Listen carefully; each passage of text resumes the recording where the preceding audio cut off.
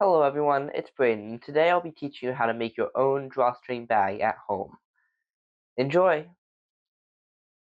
So for this project, you are going to need about a yard of fabric. I have a roll from Walmart.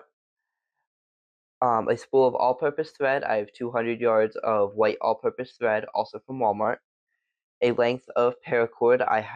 Went out and got 1150 paracord, which I recommend more because of a spool of all-purpose thread, thicker width of it and the thicker diameter also of the paracord, which will limit how much it digs into the shoulders of the wearer. And then throughout the video, you'll be seeing me using this paracord, which I recommend. A discontinued model, the a spool of all-purpose thread, width of it, and also from Walmart.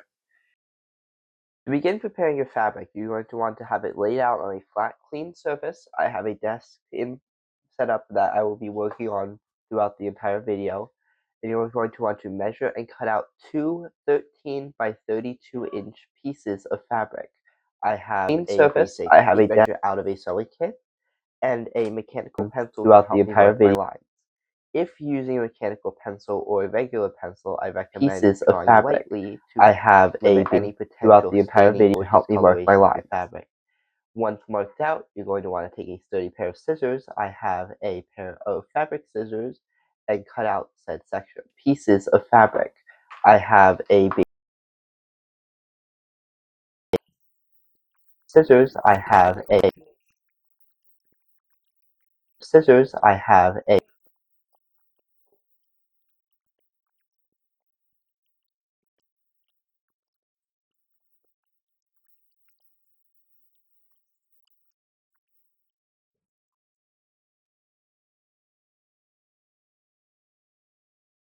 To begin making a blanket, you're going to want to take either of the pieces and lay it face down, lay it colored face down. You can choose either piece because this step is going to be done to both pieces. You're going to take one of the corners. It depends. You're going to want to take either of the pieces and lay it face down. Fold it down like so, colored face down. Small triangular shape, and you're going to stitch that down. Repeat on the opposite side. On the opposite top corner on the same piece.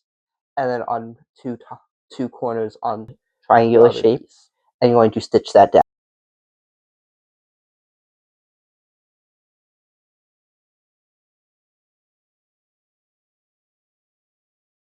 Now that you have finished with that step, the next step is going to be to take one of your newly sewn pieces from the top with the corners, fold it down just a hair, and then sew right down on that line, and then repeat on the other piece. Fold it down.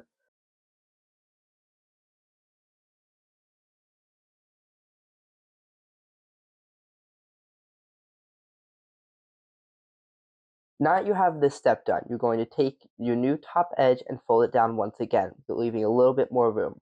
Something like this should be fine. This is a little bit shorter than the width or the length of the right thumb to the first knuckle. You're then going, if need be, you can also go back and extend how long this is. So depending on how long you already made it, it should be enough. You're going to want to stitch, and you're going to want to stitch right over your stitching from the last step.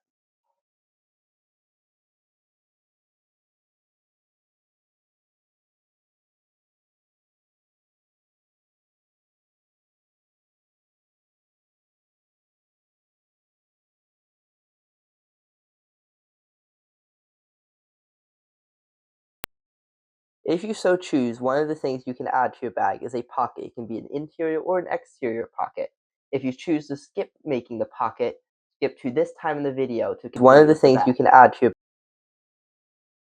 to make the pocket, you're going to want to take a small piece of your remaining fabric. I cut out a roughly 7.5 inch by 7.5 inch square.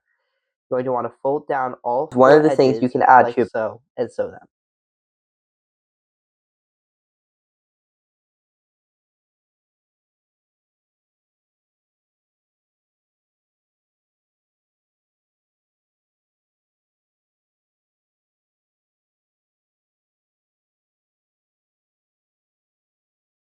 For your next step of installing your pocket, you're going to want to take your fabric, depending on if you want an inside or an outside pocket. It's going to be an inside pocket, so I'm laying my fabric face down. You're going to want to position your pocket wherever you want on your fabric, which is going to correspond to where it's going to be placed inside or outside of your bag. This pocket's going to be going right about here. You're then going to want to take your fabric and put it in your sewing machine and sew around the two sides and the bottom while leaving the top open. It's going to be going right about here and put it in your sewing machine.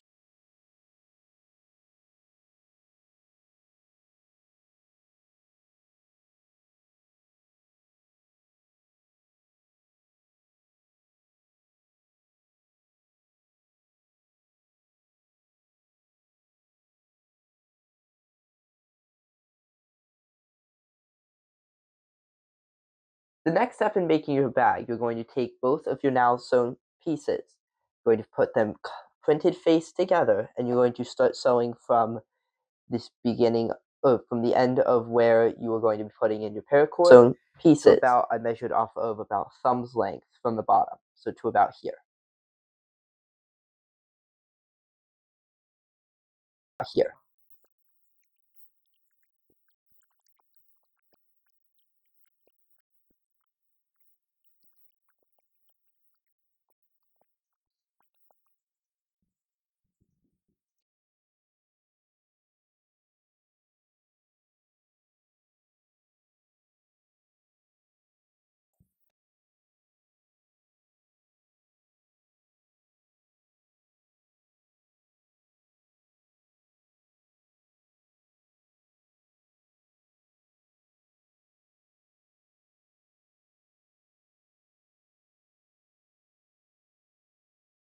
Before putting your paracord into your bag, you're going to want to take the bottom of your bag and make sure it is not the top, because if you follow the same steps into your bag, it will look very similar. You're going to want to line it up and put several stitches down the bottom to help support the bottom of the bag.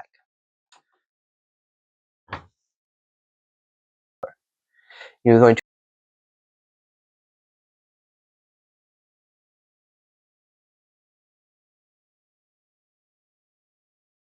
prepare your paracord, you're going to want to take whatever measuring device you used earlier. I have my tape measure from earlier, and you're going to want to cut out a section of paracord roughly 14 to 16 feet in length. Once you have that length, you're going to want to fold it in half and make a cut so you have two equal lengths of paracord.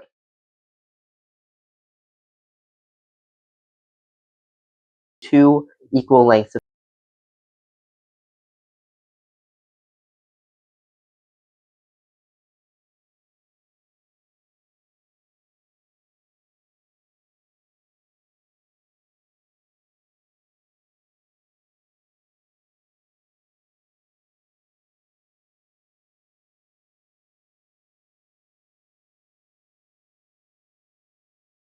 Now that you have the bottom of your bag prepared and your paracord cut out, you're going to want to take one of your lengths of paracord. It doesn't matter which length because they should be identical. You're going to take it, run it through the top of your bag, through one of the sides, like so. This step can be very tedious, but it is crucial that you follow this to a T. Once you have it all the way through, you're going to double back through the other side, all the way through, and pull. Once you have it all. Now with your other piece of paracord, you're going to go through the other side. So you have the side width that's coming out of, and once you have it all, or the switch side, or the change side. So you're going to take the other piece of paracord, start on the change side, go through either piece to begin with, beat it all the way down, switch side, or the change side. So you're going to take it, pull it around, and then put it in run it through the other side. Beat it all, and then take it,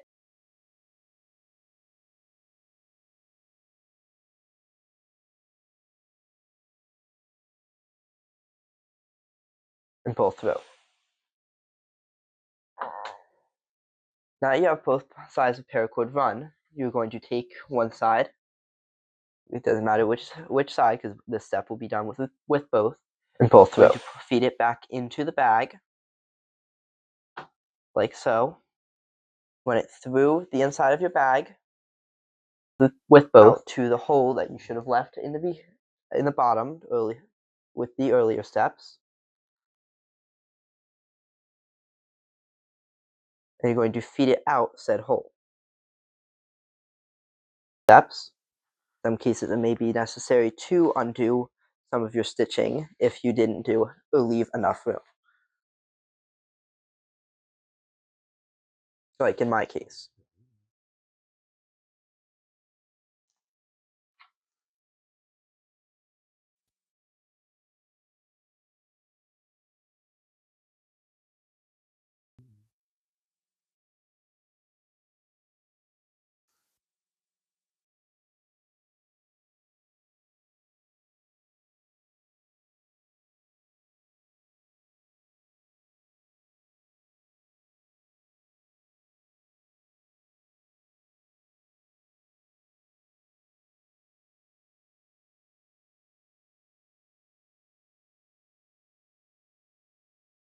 Once you have finished feeding your ends through, you're going to want to take them, make sure you have plenty of room sticking out, and you're going to want to stitch over this same area several times, filling this gap and finish feeding your ends through.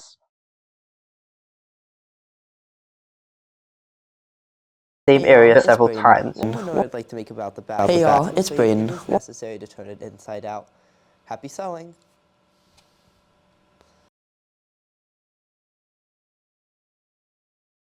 Well, everyone, that's hey y'all, it's Braden. Awesome time learning how to make your own custom drawstring bag. Feel free to like, comment any questions, and subscribe for more tutorials. Later, and happy sewing! Own custom drawstring bag.